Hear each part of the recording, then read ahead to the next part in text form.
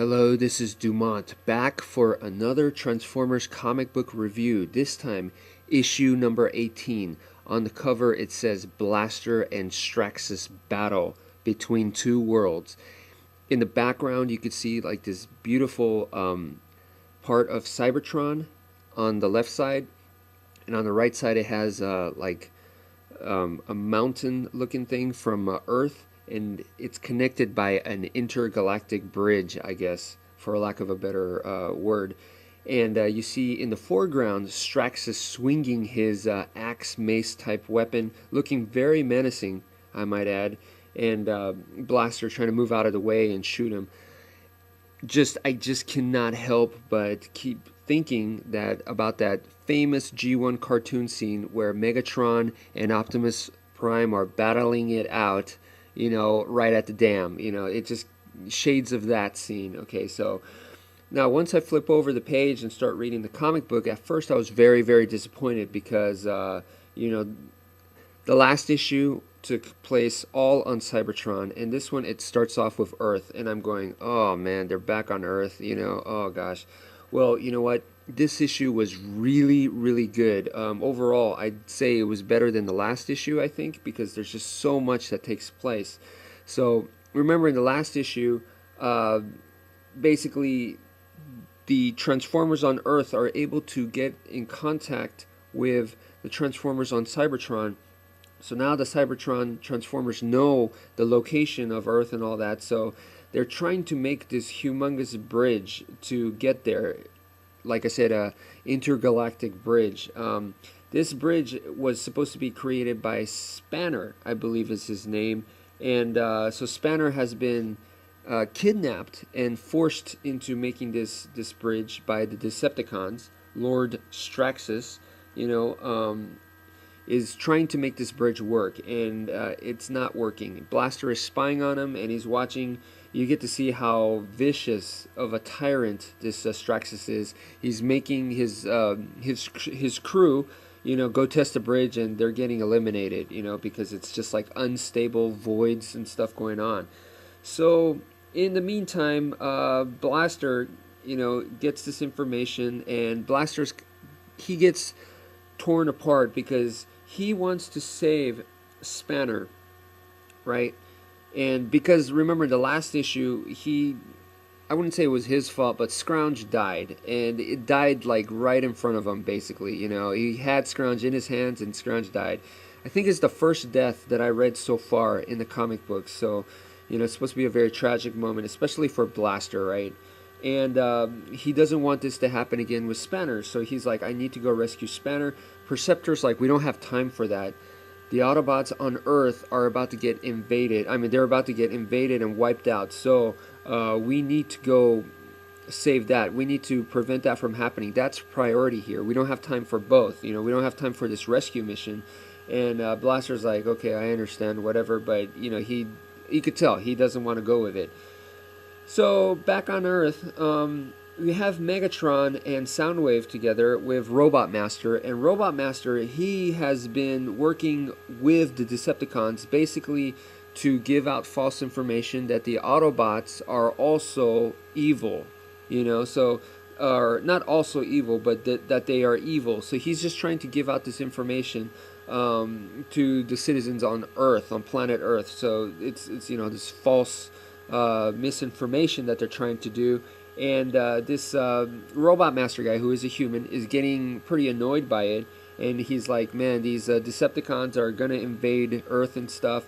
I need to tell the Autobots somehow. So he kind of realizes that he's in a bad place. He was kind of self-serving weasel, but you kind of see the good side of him here. So Shockwave comes along, and Shockwave and the other Decepticons, they kind of meet with Megatron. So this is their meeting for the first time, and it's like, oh yeah, this is very interesting. Megatron and Shockwave, now they have, this huge rivalry, and both of them want to take command of the Decepticon forces here on Earth, So they're about to battle, but then they receive a message from Straxus, and Straxus is like, I guess in a way he kind of ruins the fun, because you want to see that rematch between Megatron and Shockwave. I for sure did. But anyway, at least I know from the cover that Straxus is going to fight Blaster, and boy, do I want to see that. Do I want to see Straxus fight Perceptor? Not really. Okay, Perceptor kind of like the Shockwave, of the Autobots, where he's supposed to be real logical. Blaster, I like. Blaster, I like more than Prime, the way he looks. So anyway, Blaster versus Straxus, awesome. So, okay, I know that's going to happen later on. So keep reading. We'll keep going. And this whole bridge thing, right? The Autobots, back on Cybertron, the Autobots are trying to destroy the power source for the bridge. And they end up destroying the fortress that the Decepticons are on. I'm trying to figure out the name of this fortress. It kind of had a cool name. I can't find it right now, but let me go back into... There's a really, really cool scene where Straxus transforms, and I didn't think we were going to get to see him transform, but he transforms into a really, really cool flying cannon. I mean, I think it looks way better than Galvatron, in his cannon mode. So Straxus does not disappoint, and last time I said Straxus reminds me of Darth Vader. Now I'm thinking about it. Straxus looks like a combination of Darth Vader, Predator, and Cobra Serpentor. He's like a combination of all three, but he's a Transformer. And I wish they make the toy of this guy, because I think he looks pretty awesome, and I do like his axe mace weapon. So anyway, Blaster is snooping around on the bridge, and his goal is supposed to be to shut down the bridge, while the other Autobots are like taking out the power source. Well, which they succeedingly do, but Blaster, he wants to actually save Spanner, and finds out that he's looking for Spanner. Spanner has been forced into being the bridge, so he's actually this humongous bridge, and Spanner's like, just end the misery, just kill me, please, He's like supposed to be in tremendous pain and stuff like that. So anyway, these guys are going to war now, because the Autobots and the Decepticons are all rushing on this bridge, and they're all trying to, one team is trying to, they're trying to destroy each other, but one team wants to go to Earth, which is the Decepticons. They want to go to Earth and conquer a new world. And the Autobots are trying to stop that, and they want to, stop the bridge and destroy the bridge and all that. Because the bridge is basically like a teleporter type thingy.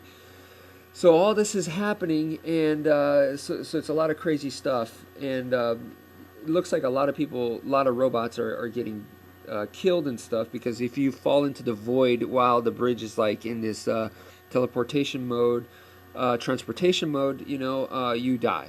So anyway, Straxus and Blaster are fighting, and of course Straxus is way more powerful, and Blaster is luckily able to stop him and survive himself. Okay, so the name of the main fortress for the Decepticons is it's called Dark Mount. So I thought that was kind of cool. Dark Mount, Fortress Dark Mount, and once again, in this issue, I think Straxus was really, really cool, very dominating, and his alt mode was awesome. Like I said, a flying cannon, Cybertronian cannon, looked very, very cool. So anyway, the result of all this was that Blaster and these Autobots, they end up on Earth now. So, that's pretty interesting now.